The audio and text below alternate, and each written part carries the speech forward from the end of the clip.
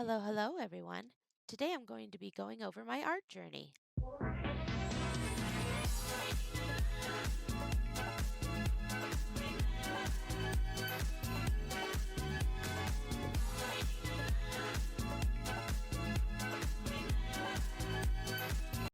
Hey, Trash Panda Army! So, in this video, I just wanted to take a chance to cover a different subject matter my art journey. Many of my longtime fans know this about me, but I've been drawing since I was a wee little raccoon baby.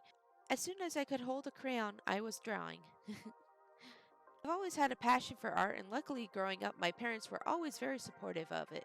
I come from a royal raccoon family of artists and musicians on both sides. For most of my early years, art was just a main hobby. I would doodle at school, at home, at parties, etc. Most of my gifts growing up were coloring books or art supplies. I can't tell you how many times I got that one art supply kit everybody knows from the 90s. I was often the kid in trouble for doodling instead of paying attention to what the teacher was saying. That's not to say that I did bad in school. I actually had pretty nice grades. I passed my classes with A's and B's and was even placed in some advanced classes. Some of my teachers recommended I get into language studies to be a writer, but my main interest was always in art, which to be honest, I was not very good at back then. But only because I didn't have a drive to practice more often and really hone my skills. As I entered high school, I started to use my art as a way to vent and express myself. I was bullied all through public school, plus, my parents went through an awful divorce, so my art was a good outlet for my frustrations. Here you'll see some of my art from those days, and luckily for you guys, this is the more toned down stuff. I was a very angsty teenager, so my art reflected that a lot back then. After I graduated, like many teens in America, I was pressured right away to go to college. I wasn't sure at that point if I wanted to go to school for art because I had always seen the old stigma of starving artists, and my parents even expressed that it might be a good idea to have a practical job to fall back on. But in the end, I decided I wanted to go to an art school. However, I wasn't allowed to decide which school I wanted to go to. That was decided by the parent I was living with at the time. In the end, I was basically forced to go to a graphic design school with an accelerated program. Get your BFA in graphic design in 3 years instead of 4, the college ad read. Graphic design was, in my parents' words, a practical art job that was always looking to hire. Don't get me wrong, I learned a good bit of stuff in art college, like typography and how to set out type. But most of the stuff I know now about art, I have taught myself. The college I went to was basically a scam. I found out later from other graduates that they faked their numbers to appear more successful. Many students who graduated there were passed even if they never did their homework. Plus, everyone's portfolios looked the same because we were given the same projects our seniors before us did every single year.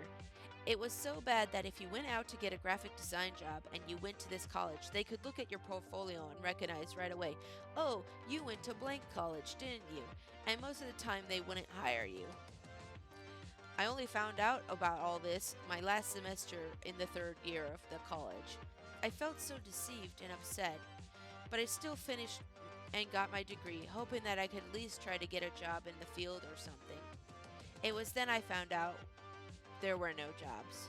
The market was flooded with my classmates and peers all looking for jobs. But for a job, you need experience, and even unpaid internships required experience. So, like many people after college, I was stuck with a degree that started to gather dust on the shelf. I still tried though. I got rejected a few times, and then I thought, wait, I could be an art teacher. I already have an art degree, I just need a teaching degree. So I went to college again. Big mistake. Not only did I realize I didn't want to be a teacher because of how the education system works here in America, but I also realized that the advisor who had been setting me up for classes had put me on a path to be, drumroll, a daycare assistant. 5 years of education wasted, a ton of extra loans. I was at a loss. I didn't know what I was gonna do next. Then I got contacted on DeviantArt of all places by someone online from a website called Coloring Pages 24.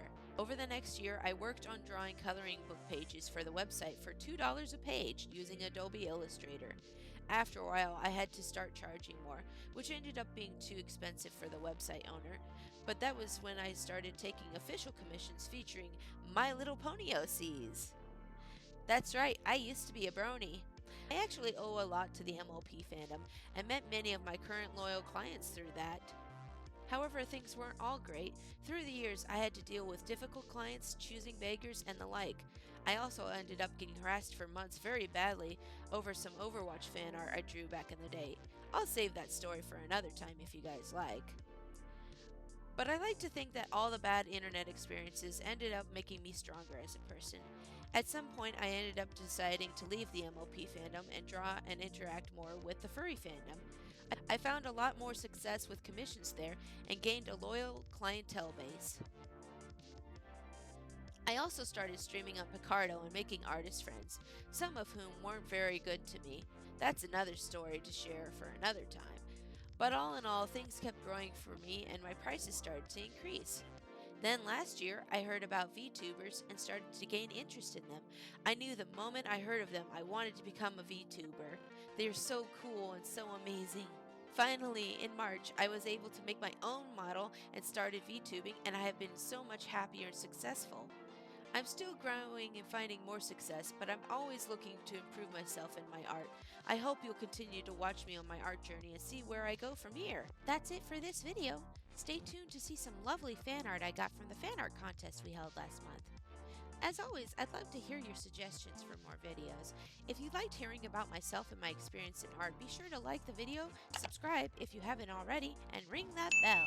And now it's time for the Trash Panda royalty thank yous. Notice the theme I got going on here? Trash Panda everything.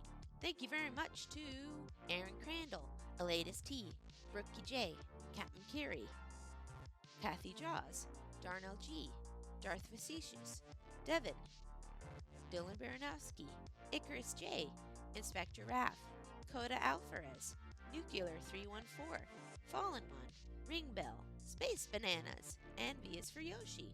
Thanks for watching, everybody. Hope you have a great day. Bye-bye!